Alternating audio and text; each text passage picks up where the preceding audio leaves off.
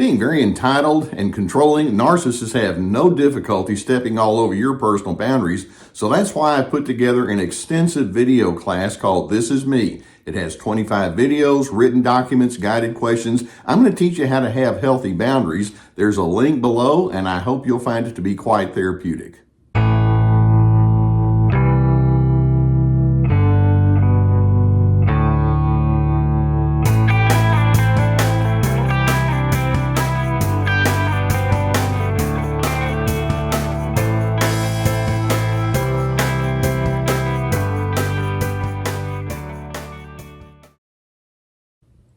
It's a well-established fact that when you're engaging with a narcissist, they have to be in the control position over you. And that means that somebody has to be the controllee, the one who's being controlled, and that's where you come in. Narcissists want you to give them your deference. They want your subordination. They want you to acquiesce. And there are all sorts of ways that they go about communicating that very thought. First, you know that they seek the position of power and authority. And when they get there, they can be very unbending in their opinions. They can be very bossy. They're never wrong. They offer no apologies when something goes wrong, or they give easy accusations and blame shifting if somehow they may have made a mistake. Well, yeah, but it was your fault. They have to do things on their own timetable, in their own way of doing things. And in essence, they're hoping that over time you begin to lose your sense of resolve and you yield to them. They want to wear you down. Now, I want you to think, how many times have you actually gotten to the place where that's happened? And when I say they wear you down, you wind up flowing with whatever their game plan is, because it's just not even worth you trying to take your own initiative. But then you'll notice that when that happens, you wind up taking on some of the very ingredients that they have that you don't like. For example, they argue and you argue right back, and they're stubborn and you're stubborn in reverse. Then when all of that just falls apart, you can find yourself grousing behind the scenes. How many times have you complained to a friend or an associate about how impossible that narcissist is? You gripe and you complain behind the scenes. It doesn't get you any good results. Sometimes you just mutter to yourself, I can't believe they said that. I can't believe they did it to me again. And it just illustrates that there's an undertow of agitation and annoyance that they generate on the inside of you. Many times you have thoughts and opinions and preferences, but then you think, why bother speaking it? I don't want to put voice to what's going on inside of me. That's what I mean when I say you wind up yielding, because they take over and they ultimately set the pace and you go along with the pace that they establish. There are two things two words, that can summarize what goes on the inside of you when you are in this yielding position towards the narcissist. And those two words are simply, why bother? You ever thought that to yourself? Why should I even bother saying this or doing this? Because you know it's just going to create misery.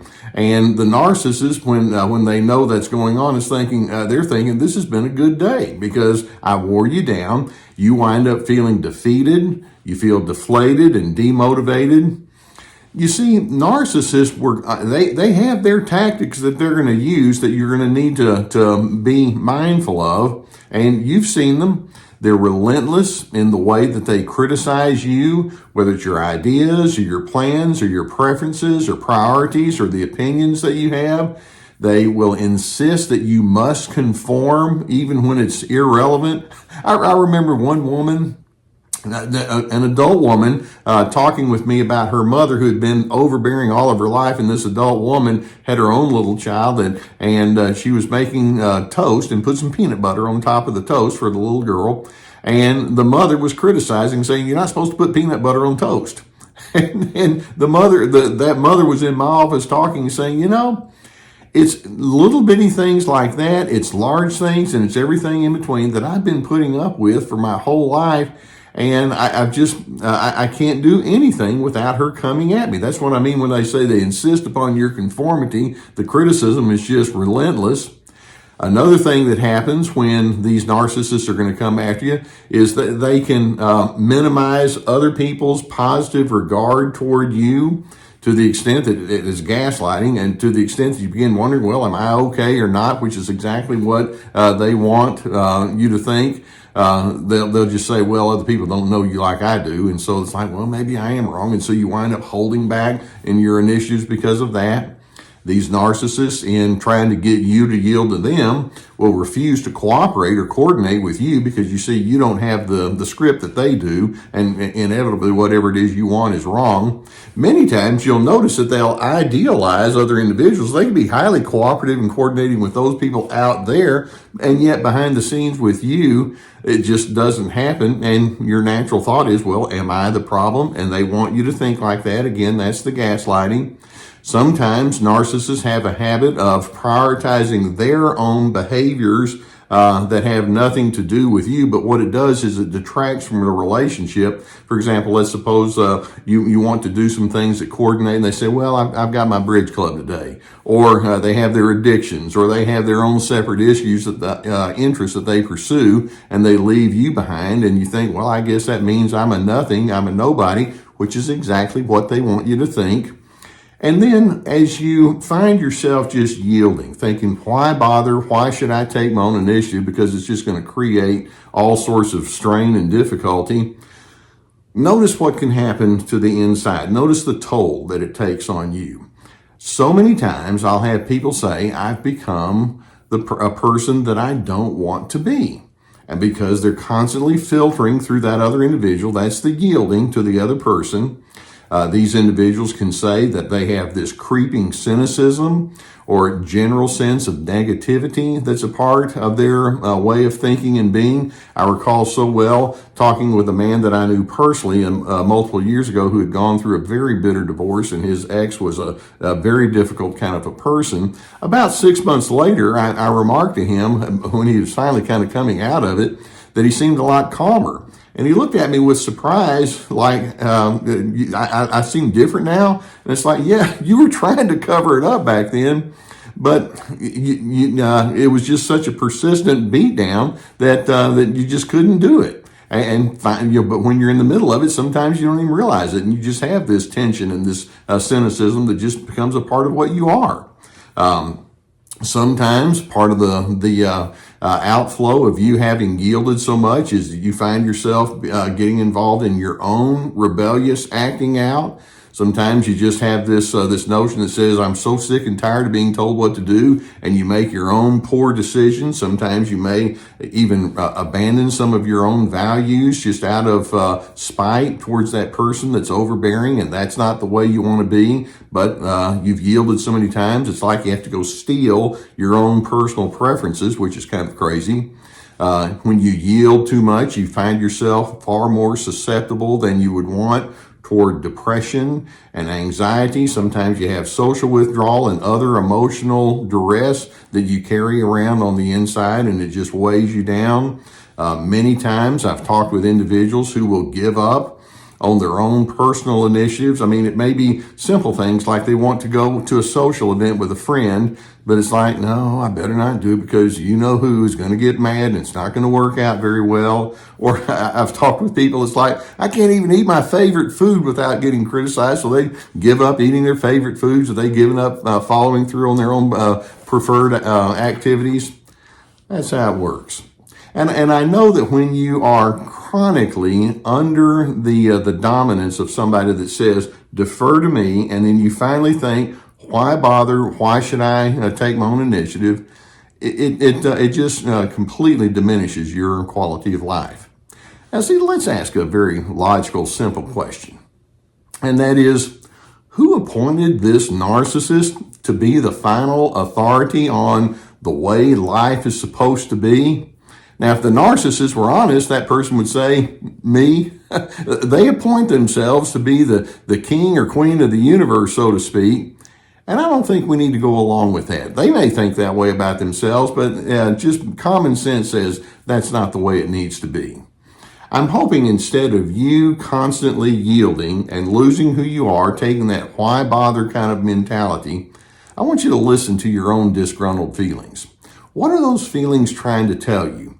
And in essence, it's all about you saying, this is not right, I don't agree with this. Okay, listen to that. What does that say? And then count the cost of what goes on when you cave in and you don't listen. You wind up being a miserable person. So the implication in what I'm saying is I'm hoping that you'll act upon your own self-respect and say, if that other individual wants me to yield and to give up myself, I'm not going to do that. I need to go ahead and follow through on my initiatives. I'm going to hold my opinions. I'm going to be what I need to be. I'm going to follow through with my preferences. And if that person doesn't like it, they don't like it. By the way, make sure you factor in the possibility that they're going to still be angry at you and they're going to hold grudges and hold you in contempt. That's what they do. They're miserable, unhappy people, and when you're going to be with them, they're going to spew it. You don't have to yield to that. That's their problem that they have to come to terms with, and don't defend who you are. Just be what you are, and if they're going to be miserable, what that says is we don't have a really good relationship then. Why in the world would I need to invest in someone who has no willingness to invest in reverse, and it's not going to be anything beyond a functional relationship if it's that at all. You only have one chance to be you. And I'm hoping you can be true to who you are. And rather than that narcissist saying, well, I've appointed myself to determine who you need to be, you don't need to yield to that. You know, when we say, why bother? Because you're worth bothering about. You're worth the effort. You have a good mind. I'm hoping you can use it. And then when the narcissist says, well, I still need to be in charge, your response can simply be, that notion is just simply wrong on many levels. And I don't agree with you.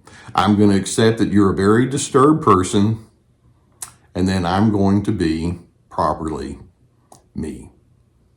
I'm hoping that's a mindset that you can hold on to. The alternative doesn't look too good. Be who you are, and then allow them to be what they are, and stand firm in your own sense of decency. Now, I hope the videos such as this can give you some good awareness of what you're dealing with. I consider it a privilege that you would allow me to be a part of your journey, and I'm hoping this can be a part of your growth trajectory. If you've not already hit the subscribe button, I would encourage you to do so. We'll keep more videos coming in your direction. If you have a need for therapy, and I know many of you have sought that out, you know that we have our sponsor. Their link is below with the people at BetterHelp.com. There's a whole team of licensed professional therapists. By the way, if you go through the link, you get a 10% discount on the first month. And I'm hoping that you would be able to sift these things out with somebody that could assist you in an objective kind of way. Seek the help that you know that could be beneficial for you. In addition, I have my therapeutic courses. This is like signing up for an online class, and each course has multiple videos with teaching documents and then guided questions. We have Ready, Set, Connect about making good connections. We also have This Is Me about establishing your boundaries, free to be, finding yourself despite those controllers. We have my webinars that have already been presented, but they're still available for purchase. We have my podcast, our website with many articles. We have my books, plenty of resources for you. You don't need to just continually yield to that narcissist to the extent that you finally lose who you are, and then they wind up just pounding you into the ground, and you have all this emotional fallout that you have to deal with. I'm hoping you can say, you know, somebody needs to respect me, starting with me, and I'm going to operate with self-respect. And in doing so, I hope it positions you to be a person of steadiness, and then ultimately a person who's able to find peace.